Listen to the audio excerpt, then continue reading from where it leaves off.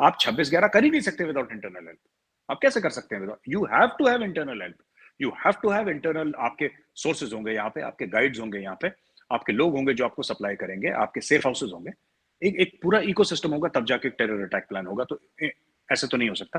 तो ये खतरा तो है, ये खतरा है। और कोई भी ऐसा कहता है, अगर इंडिविजुअल लड़ाई है किसी की, गली मोहल्ले की लड़ाई है, जमीन की लड़ाई है, प्रॉपर्टी की लड़ाई है, ठीक है, और अगर मुसलमान कोई हिंदू को मारता है, हिंदू मुसलमान को कहता है, वो कहता है ये कम्युनल वायलेंस है, ये कहता है टेररिज्म है, तो फिर वो आदमी बेवकूफ है, या he is got some malafide intent, फिर उसके मन में काला है, कुछ और करने की कोशिश कर रहा है। But I don't by this philosophy. ये है तो गलत है, पाकिस्तान से ज्यादा है। अच्छा। क्योंकि हिंदुस्तान बड़ा है ना, हाँ। साइज में बड़ा है, स्कोप में बड़ा है, इकोनॉमी में बड़ा है। अगर आपसे ज्यादा नहीं तो आपके बराबर तो पैसे आए हैं यहाँ पे। और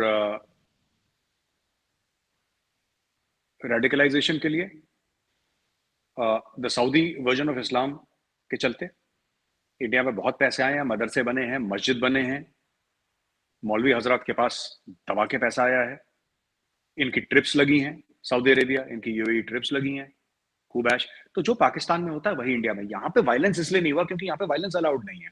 यहाँ पे स्टेट, देखिए बात यह है ना कि आपने अफगान जिहाद की बात करी, तो जो रेडिकलाइजेशन होना था पाकिस्तान में वो तो हो गया, ठीक है, लेकिन आप लोगों ने हथियार की तरह इस्तेमाल करा क्योंकि उस जमाने में कन्वीनियंट था कि सोवियत रशिया के खिलाफ लड़े।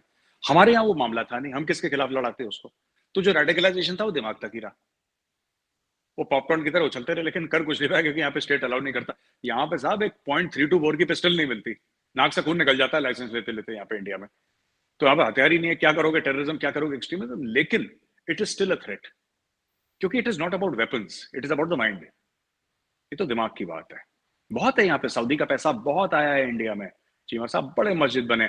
आप कभी यहाँ पे आएंगे अगर भारत, तो मेरे घर से 5 घंटे दूर, 4.5 घंटे दूर सहारनपुर है, ठीक है। सहारनपुर आपने सुना होगा, दारुल उलूम देवबंद। यस। आप चलें कभी, आप बरेली चलें, उससे थोड़ा दूर बरेली है, बरेलवियों का जो अड्डा है। ये सब जो निकला है भारत से ही तो निकला है, वो भी उत्तर प्रदेश से। ये यूपी है, यूपी से ही तो निकला है। ये देवबंदी, बरेलवी, ये कहां से निकले हैं? सब उत्तर प्रदेश से तो निकले हैं, मेरे घर के बगल से। Money has been pumped in like mad money has been pumped in. इसमें कोई शक ही नहीं है इसमें। ये तो जो एनजीओज हैं, इतने सारे एनजीओज, क्यों ये सरकार पीछे पड़ी है, एनजीओ बंद करो, ये एनजीओ बंद करो, ये एनजीओ बंद करो, क्योंकि this is one of the roots. And जो जमात इस्लामी है, जमात इस्लामी जो कि एक्टिव है बांग्लादेश में भी, जो कि एक्टिव है पाकिस्तान में भी, जो कि एक्टिव है इंडिया में भी, जमात इस्लामी का तो मैं पॉलिटिकल पार्टी का नाम नहीं लूंगा, फिर वो मेरे पीछे पड़ जाएंगे लोग। But the fact of the matter is there is a certain political party in Kashmir. वो पॉलिटिकल पार्टी वो पॉलिटिकल पार्टी कश्मीर में कहाँ खत्म होती है, जमात इस्लामी कहाँ शुरू होती है, और जमात इस्लामी कहाँ खत्म होती है और हिजबुल मुजाहिदीन कहाँ शुरू होती है, इसको आज तक किसी को पता ही नहीं लगा। लेकिन ये जमात इस्लामी लोगों को सऊदी अरब से तो पैसा नहीं मिला हुआ।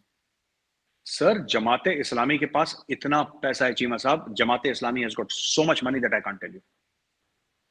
देयर आर वेरियस तंजीम्स in India, not just this thing. आपके आपके जो वो करते हैं, वो क्या नाम करते हैं, तबलीग वालों के पास। हाँ, तबलीगी जमात भी बैन हो गई सऊदी अरब में। हाँ, तो यहाँ पे तो दंदनाते फिरते हैं वो। तो बात ये है कि ये यहाँ पे जाते हैं घर घर में कि ऐसे हम दावत देंगे, इस्लाम की दावत। ये जो क्लैशेस है ना गांव गांव लेवल पे, ये इसीलिए है because in Hinduism there is no concept of conversion in Hinduism ना। You can't become a Hindu if you want to become a Hindu.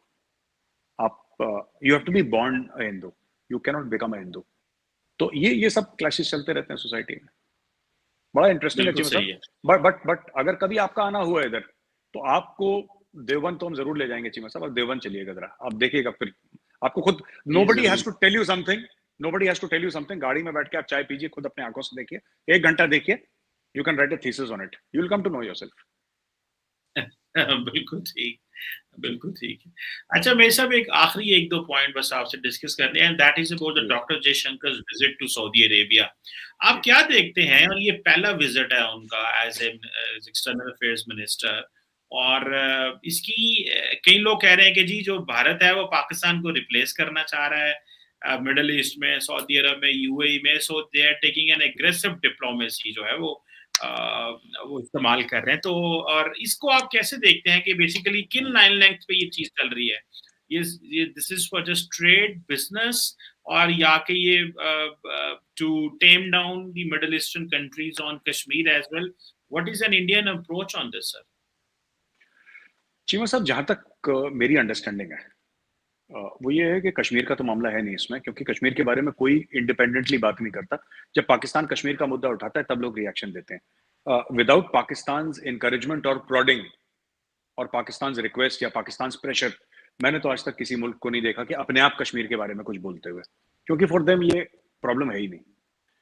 मैं आपको बताता हूं कि मोदी जी भी जा चुके हैं, जयशंकर साहब भी अब जा रहे हैं वहां पे सऊदी अरेबिया। एक जमाने में सऊदी अरेबिया जाने के रीजंस अलग थे, आज की तारीख में रीजन अलग है। भारत का हर एक प्रधानमंत्री गया है, मेरे मेरे हिसाब से हर एक तो नहीं, मतलब ज्यादातर प्रधानमंत्री सऊदी अरेबिया गए हैं। लोग पहले जाते थे इंडिया के प्रधानमंत्री, क्योंकि उनको ऐसा लगता था कि हमारे मुसलमानों को अच्छा लगेगा, क्योंकि वहां पे मक्का है, वहां पे मदीना है, और आलम इस्लाम का जो जिसको कह सकते हैं एक किस्म का रिलीजियस हेडक्वार्टर्स है, वो सऊदी अरेबिया है। उस सेंस में गए, एक किस्म की अपीजमेंट पॉलिटिक्स होती थी कि हमें जाना है। देखिए, तेल तो आप उसी से लेंगे ना जिसके पास तेल है। अब मैं पाकिस्तान से थोड़ा ना तेल ले लूंगा, पाकिस्तान मुझसे थोड़ा ना, हमसे थोड़ा ना तेल ले लेगा, हमारे पास तो है ही नहीं। लेंगे तो हम दोनों सऊदी अरेबिया से, या हम रशिया से लेंगे या किसी और मुल्क से जहां पे ऑयल है। सो ऑयल तो ले ही रहे थे। उसके अलावा द रीजन जी जी। The reason was that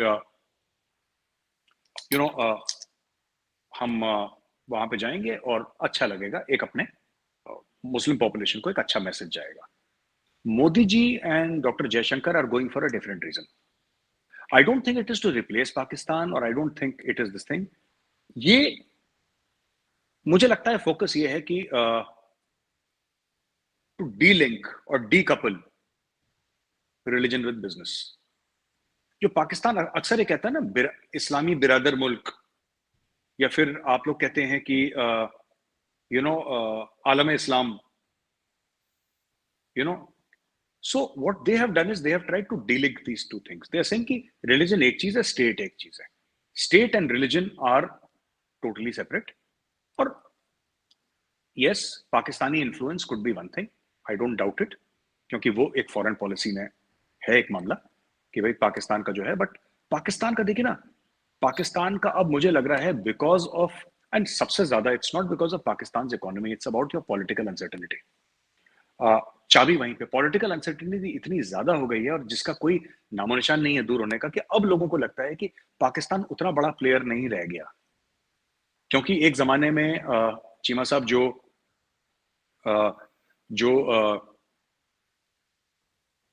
Islam was the answer to every question. Kashmir क्यों इंपॉर्टेंट है? इस्लाम की वजह से। फिलिस्तीन क्यों इंपॉर्टेंट है? इस्लाम की वजह से। हर चीज क्यों इंपॉर्टेंट है? जब से मोदी जी आए उन्होंने ये बोला कि नहीं साहब देखिए, ये दोनों अलग मामले हैं। मैं हिंदू हूं, आप मुसलमान हैं, मैं मंदिर जाऊंगा, आप मस्जिद जाइए। इसका धंधे से कोई लेना देना नहीं है। दोनों बैठते हैं, धंधे की बात करते हैं। That is what he's promoting, and that is exactly why Dr. Jaishankar is going. I don't think it is to replace Pakistan. I think he's going there for diplomacy and to talk business, hard business, investments. और ये सब चीजें आपको खबर मिलेंगी, अभी आएंगे इधर, मैसिव सऊदी इन्वेस्टमेंट।